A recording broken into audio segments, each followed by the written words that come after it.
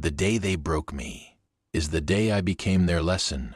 I built that house with my own hands. Every beam, every nail, every floorboard, I laid it all down with Rose beside me, planning our future. We raised 3 children in those walls: Martin, Clara, and Jonas. I gave them everything I had. My time, my money, my love. Rose passed 5 years ago, and after that, I suppose I got quieter, lonelier. My workshop became my refuge, the smell of sawdust and varnish my only comfort. I was 68 years old, still strong enough to work, still sharp enough to remember every detail of my craft. But my children saw something different. They saw a tired old man. They saw dollar signs. They saw opportunity. That Tuesday morning in March, they showed up at my door together. All 3 of them. I should have known something was wrong. They never visited together anymore. They walked in without knocking, sat me down at my own kitchen table, and Martin slid papers across the wood. "Dad," he said coldly, "we've had you declared mentally unfit. It's already done." I stared at the documents, my hands shaking. The words blurred together. Conservatorship. Mental incompetence. Asset transfer. "What is this?" I whispered. Clara leaned forward, her voice sharp like broken glass. "Dad, you're forgetting things. You left the stove on twice last month. You can barely manage your bills." That was a lie. I'd never left the stove on. My bills were paid automatically, always on time. Jonas wouldn't even look at me. He stared at his phone, scrolling through something more important than destroying his father. "We're taking control of your accounts," Martin continued. "The house, the workshop, everything. It's for your own good. For my own good." Those words felt like poison. "You can't do this," I said, my voice stronger now. "This is my home. I'm not sick. I'm not losing my mind." Clara laughed. Actually laughed. "Dad, you're old. You're tired. Just accept it." They stood up together, a united front against the man who raised them. Within a week, they moved fast. My bank accounts were frozen. Letters arrived from lawyers I'd never met. The locks on my workshop were changed. I stood outside the building I'd owned for 40 years, staring at the new padlock, feeling like a stranger in my own life. Neighbors watched from their windows. Some looked away when I caught their eyes. Others whispered behind their hands. My children made sure everyone knew. They spread the story carefully. "Poor Elias is losing it," they told the town. "He's not safe alone anymore. We're just trying to help." But their help felt like a noose tightening around my neck. They weren't protecting me. They were erasing me. One morning, Martin and Jonas showed up with a moving truck. "You're leaving today," Martin announced. "We found you a place. A place. Not a home. A room in some facility where they could forget about me completely." I refused. I locked myself inside. So they called the police. The officers were kind but firm. "Mr. Ward, you need to cooperate," one said gently. "The conservatorship is legal. You have to go." I felt my chest tighten. My breathing became shallow. This couldn't be happening. Not to me. Not after everything. They escorted me out like a criminal. My own children stood on the porch, watching without emotion. Clara held papers against her chest. Jonas checked his watch. Martin smirked. That smirk broke something inside me. The neighbors gathered now, no longer hiding. Mrs. Chen from next door shook her head sadly. Old Franklin, who I'd built a deck for years ago, looked down at his feet. They all believed the lie. They all thought I was the problem.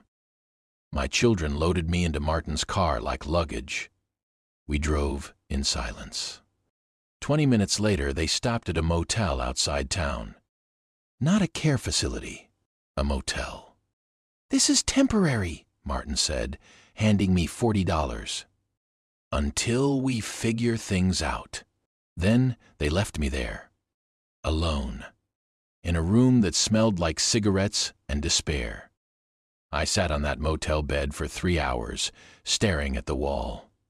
Everything I'd built, everything I'd worked for, gone, taken by the people I loved most, the people I'd sacrificed for. I thought about Rose. What would she say if she could see this? She'd be furious. She'd fight. But Rose was gone, and I was alone. Almost alone. There was a knock on my door around sunset. I didn't want to answer. Didn't want to see another face filled with pity. But the knocking continued, gentle but persistent. I opened the door. Lydia Hale stood there, holding a covered dish and a sad smile. Lydia ran the diner on Main Street. She'd known Rose well. Known our family. "Mr. Ward," she said softly, "I heard what happened. I brought you some food." I tried to speak, but my throat closed up. She saw the tears I'd been holding back for days. "May I come in?" she asked. I nodded, stepping aside. She set the food down, then turned to face me. "I don't believe them," Lydia said firmly. "I've known you 30 years, Elias Ward.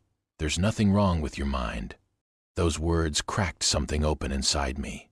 I sat down heavily, and suddenly I was crying. Really crying. For the first time since Rose died. Lydia sat beside me, not saying anything, just being there. When I finally could breathe again, I told her everything. The lies. The forged papers. The way they'd turned the town against me. She listened carefully, her expression growing darker with every detail. "They can't just do this," she said. "There has to be a way to fight back." I shook my head. "I'm just a tired old man. They've got lawyers, money, power." Lydia grabbed my hand, forcing me to look at her. "You're Elias Ward. You built half this town. You taught half the craftsmen working here today. You're not powerless." Her words planted something. A small seed of hope. Of anger. Of determination. Maybe I wasn't finished yet. Maybe they'd broken the wrong man. The next morning, Lydia picked me up early. We drove to the county clerk's office. "If they did this legally, there's a paper trail," she explained. "We need to see exactly what they filed." The clerk, an older woman named Patricia, recognized me immediately. "Elias? Oh, honey," I heard. "I'm so sorry." But when we asked for copies of the conservatorship documents, her expression changed. She disappeared into the back room and returned with a thick folder. Lydia and I sat in her car, going through every page. What we found made my blood run cold. The signatures on the mental evaluation weren't from my doctor. They were from someone I'd never heard of. A doctor 3 towns over who I'd supposedly visited 4 times. Except I'd never left Ravenbrook in 6 months. The bank statements showed transfers I never authorized. Money moving from my accounts to theirs, dated weeks before they'd even told me about the conservatorship. "Elias," Lydia whispered, "this is fraud. All of it." My hands trembled holding the papers. My children hadn't just betrayed me. They'd committed crimes. We spent the next week gathering evidence. Lydia had connections I'd forgotten about. Her nephew worked at the bank. He quietly pulled records showing the unauthorized transfers. Old Tom, who ran the hardware store, remembered Martin coming in to change my workshop locks. He'd thought it was strange at the time. Now he was willing to make a statement. Mrs. Patterson, the real estate agent, revealed that Clara had been showing my property to developers. She'd been planning to sell before they'd even removed me. Each piece of evidence was another nail in their coffin. But I needed more. I needed to understand why. One evening, Lydia showed me something on her computer. A news article from 3 months ago. Underground hot spring discovered near Ravenbrook, property values expected to soar. I felt my stomach drop. My property. My land sat directly over the discovery zone. That's why they wanted me out. Not because I was sick. Because I was sitting on a fortune. Everything made sense now. The timing. The urgency. The cruelty. My children had learned about the hot spring and decided I was worth more gone than present. I felt sick. But beneath the nausea, something else grew. Rage. Pure, focused rage. I'd given them everything, and they'd stolen my future for money they hadn't earned. Lydia saw the change in me. "What do you want to do?" she asked carefully. I looked at her, and for the first time in weeks, I smiled. "I want to destroy them." We planned carefully. Lydia helped me contact a real lawyer this time, one who wasn't on my children's payroll. His name was Vincent Hall, and when I showed him the evidence, his eyes lit up. "Mr. Ward, this is airtight. They're looking at criminal charges, fraud, elder abuse, forgery." "Good," I said. "When can we move?" He leaned back in his chair. "There's a town council meeting next Thursday, public forum. Anyone can speak.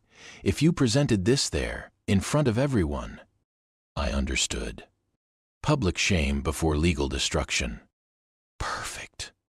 The days before the meeting, I prepared. Lydia helped me organize everything into a clear presentation. We made copies of every document, every forged signature, every illegal transfer, every lie. I also started reaching out to people my children had wronged over the years. There were more than I expected. Martin had cheated his business partner 2 years ago. Clara had spread vicious rumors about the Henderson family when they'd outbid her on a property. Jonas had fired 3 employees without cause, leaving them desperate. Each person had a story. Each person wanted to speak.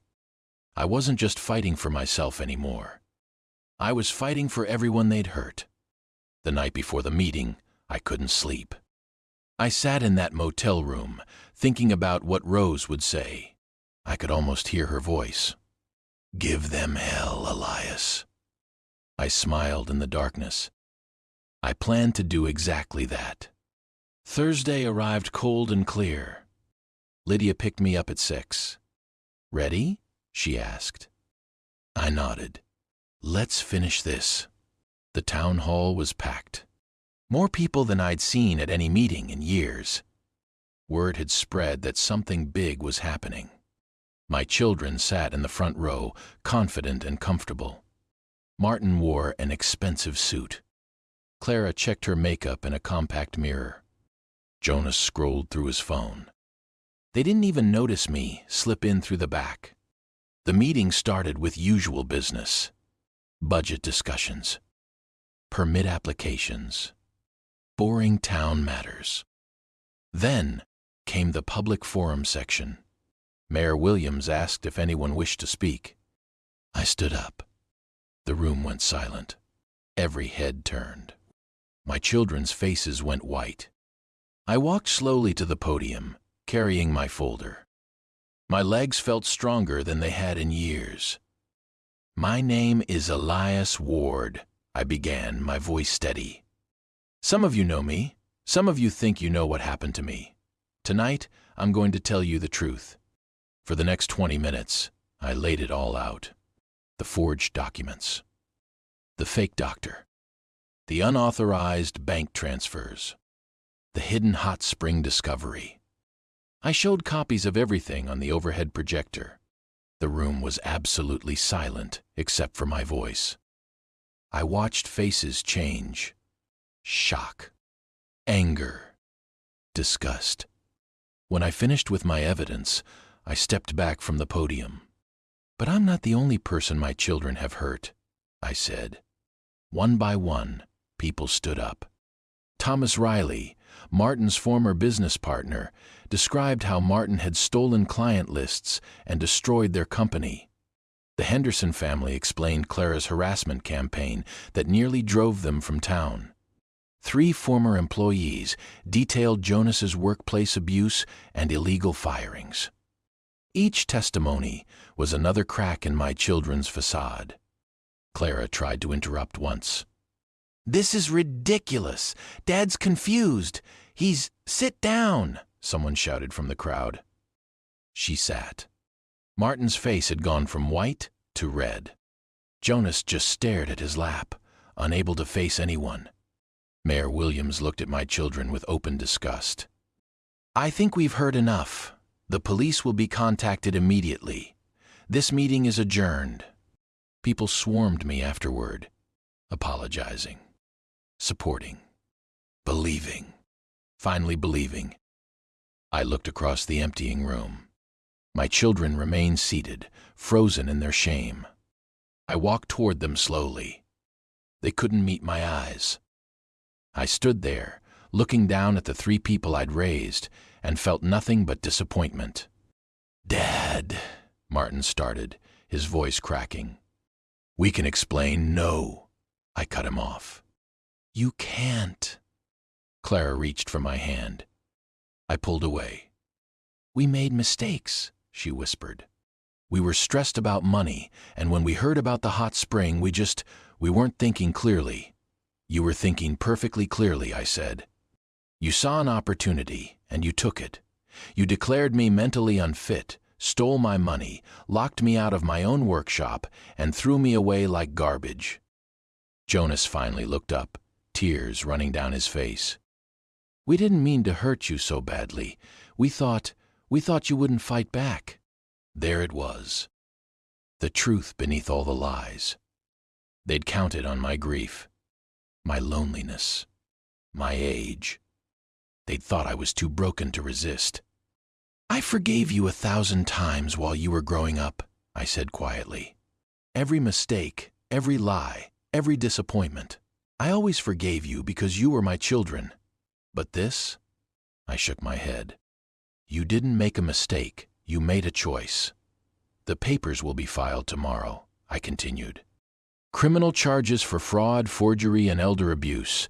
Civil suit for theft and emotional damages. By the time this is finished, you'll have nothing." Martin stood up suddenly, angry now. "You'd really destroy your own children? Your own family?" I looked at him without flinching. "You destroyed this family the day you decided I was worth more gone than alive. I'm just finishing what you started." I turned to walk away, then stopped. One more thing needed to be said. "Your mother would be ashamed of all 3 of you." Clara sobbed. Jonas crumpled. Martin stood there, fists clenched, unable to speak. I walked out of that town hall with my head high. Lydia waited by her car, smiling. "How do you feel?" she asked. "Free," I said. And I meant it. The legal process moved quickly after that. Vincent Hall was right. The evidence was overwhelming. Within 2 weeks, charges were filed. Martin was arrested for financial fraud. The police came to his office during business hours, handcuffing him in front of his employees. Jonas's construction company lost every contract within days. No one wanted to work with someone who'd abused his own father. His business collapsed in less than a month. Clara's reputation in town was destroyed. The woman who'd once been queen of the social scene couldn't show her face anywhere without whispers following her. Their plan had backfired completely. Instead of gaining wealth, they'd lost everything. Meanwhile, I began the process of reclaiming my life. The conservatorship was overturned once the fraud was proven. My bank accounts were unfrozen. The locks on my workshop were changed back. I walked into that space for the first time in 2 months and felt my soul settle. The smell of wood and varnish wrapped around me like Rose's embrace. Lydia helped me clean and reorganize. We worked side by side, not talking much, just being. "What will you do with the property?" she asked one afternoon, wiping sawdust from a workbench. I'd been thinking about that.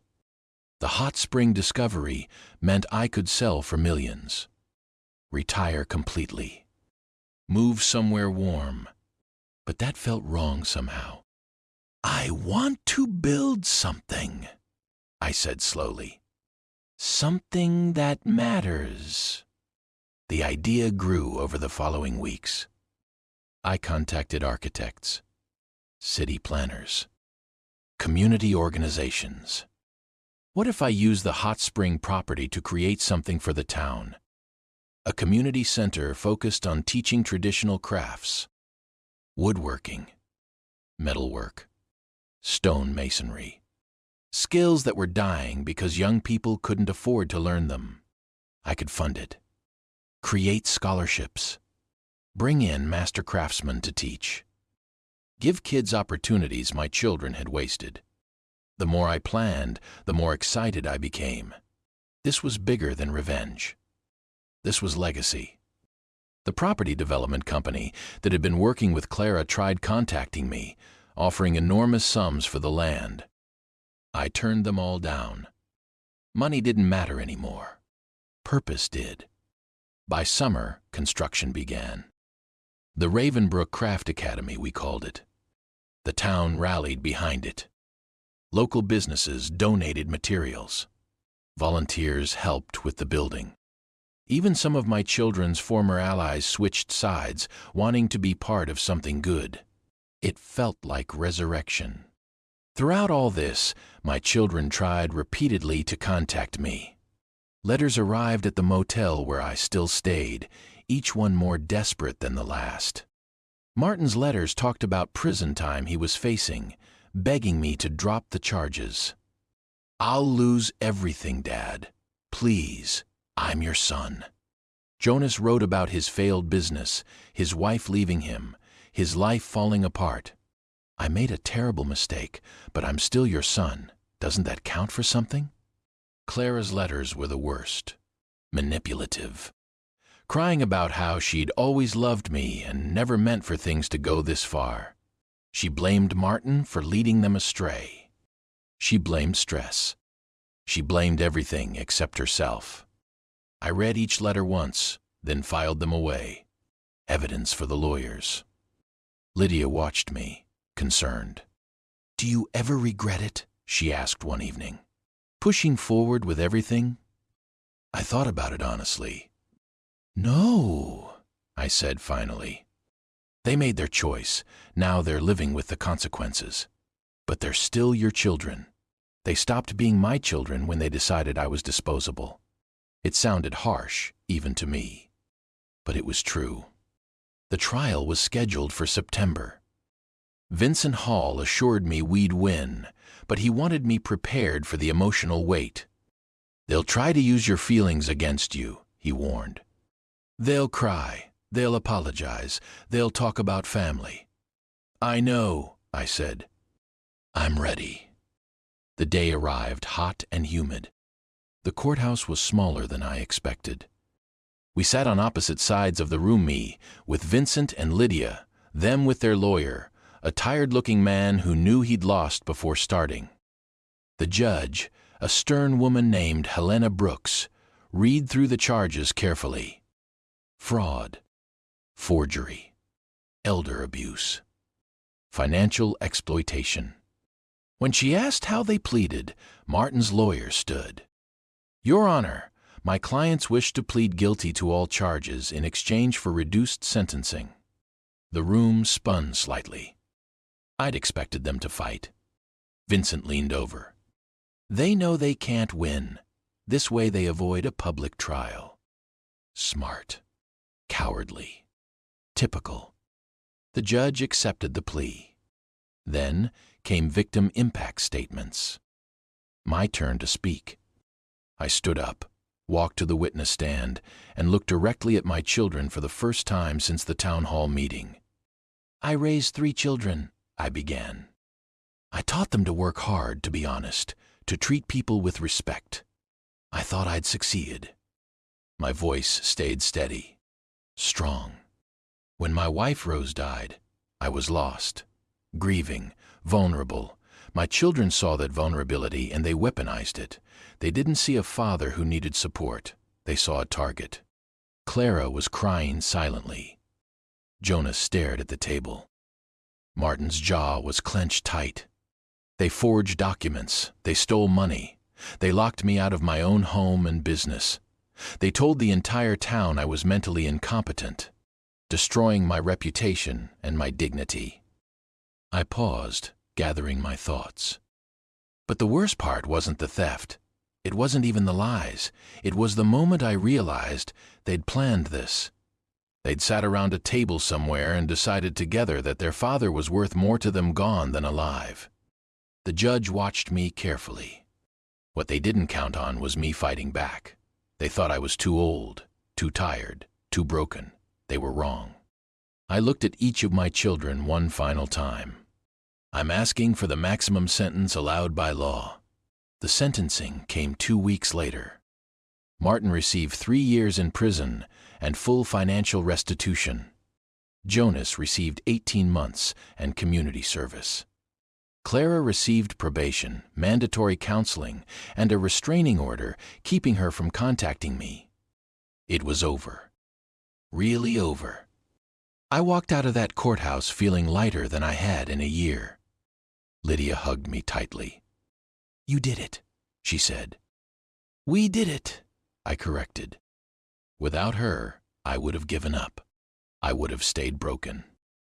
The Ravenbrook Craft Academy opened in October, just as the leaves were turning.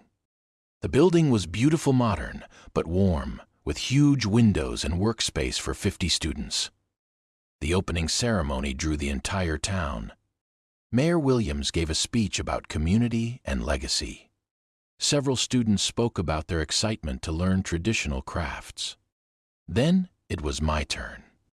I stood at the podium, looking out at hundreds of faces. People who'd doubted me. People who'd believed in me. People who just wanted to see what I'd built from the ashes. "This academy exists because someone tried to break me," I said simply. But breaking isn't the same as defeating. The first semester exceeded every expectation. Young people from all over the county applied. We accepted 30 students, teenagers who couldn't afford traditional college but wanted to learn a trade. I taught woodworking basics myself, standing at my old workbench, showing kids how to measure twice and cut once. How to read the grain of wood. How to build something that would last. They were hungry to learn. Respectful. Grateful. Everything my own children had never been. Lydia volunteered as administrator, running the office and managing schedules. We worked together daily, falling into an easy rhythm. She became like family. The daughter I'd never had, or maybe the granddaughter. One evening after classes, she found me in the workshop, running my hand over a piece of cherry wood. "You thinking about them?" she asked. I knew she meant my children. "Sometimes," I admitted. "I think about what I could have done differently, what I missed while they were growing up. You can't blame yourself for their choices. I know, but I'm their father. I have to own some of it." She sat beside me on the workbench. "You've built something beautiful here, Elias. You've changed lives. That's your legacy now." Winter came hard that year. Snow piled high around the academy. But we kept the fires burning and the workshops warm. The students thrived. Several already had apprenticeships lined up with local craftsmen. Their success felt personal, like I was finally getting fatherhood right. I'd moved out of the motel in November, renting a small cottage near the academy. It was simple, but mine. I filled it with furniture I'd made myself. Rose's picture sat on the mantel. Sometimes I talked to her, telling her about my day. I liked to think she could hear me. One afternoon in December, I received a letter. No return address, but I recognized Clara's handwriting. My first instinct was to throw it away. But curiosity won. Inside was a single page. "Dad, I know you don't want to hear from me, I understand why. I just wanted you to know that I'm in therapy, really working on myself. I've started volunteering at an elder care facility, trying to make amends somehow. I don't expect forgiveness.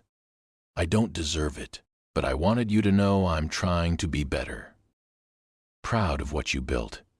The academy is incredible. You always were the strongest person I knew. I just wish I'd realized it sooner. Clara. I read the letter 3 times, searching for manipulation, for some angle, but it seemed genuine. Maybe she was changing. Maybe she wasn't. Either way, it didn't change anything. I filed the letter away with the others, then went back to work. Some wounds don't heal. Some betrayals can't be forgiven. That was okay.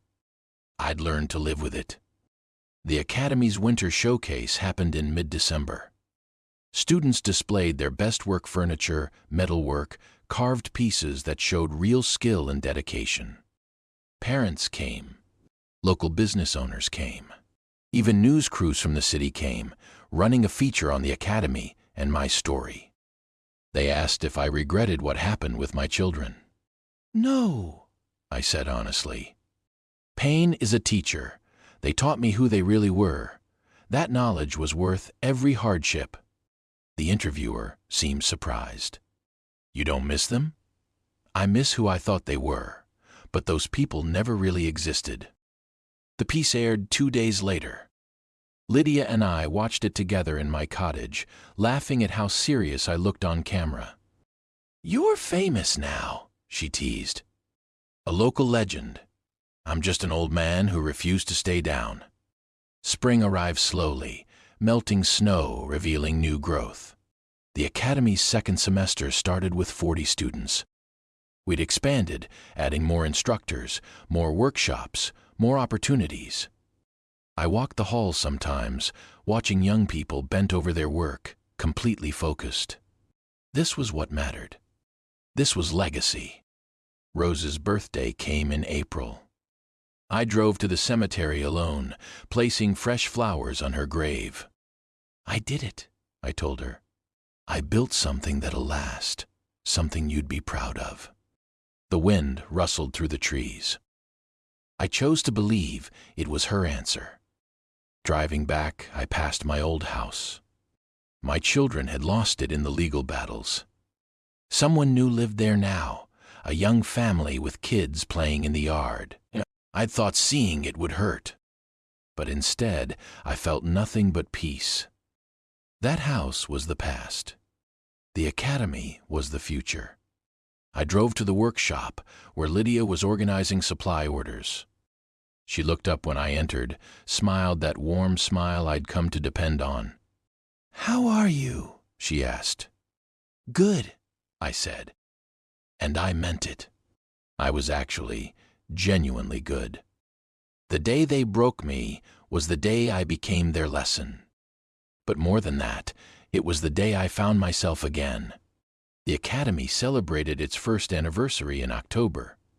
We'd graduated 15 students already, all employed in their chosen fields. Success stories poured in young people building businesses, supporting families, finding purpose through craft. Standing at the anniversary ceremony, I looked out at the crowd. Students, teachers, town members, supporters. Lydia stood in the front row, beaming with pride. This was my family now. Not blood, but choice. Better. The mayor presented me with a Community Service Award. I accepted it humbly, knowing the real reward was the work itself. After the ceremony, a young student named Kyle approached me. "Mr. Ward, I just wanted to thank you. Before this academy, I was working dead-end jobs with no future. Now I'm a carpenter. I'm building things that'll last generations." I shook his hand firmly. "You did the work. I just gave you the opportunity." "You gave me more than that. You gave me hope." That night, alone in my cottage, I thought about everything. The betrayal. The fight. The rebuilding. I'd lost my children, but found my purpose. Some would say that was tragic. I chose to see it as transformation. The day they broke me, they thought they were ending my story. They were actually just starting a new chapter. And this chapter was mine to write. I was 70 years old. I was stronger than I'd ever been. And I was exactly where I was supposed to be. Finally, completely free.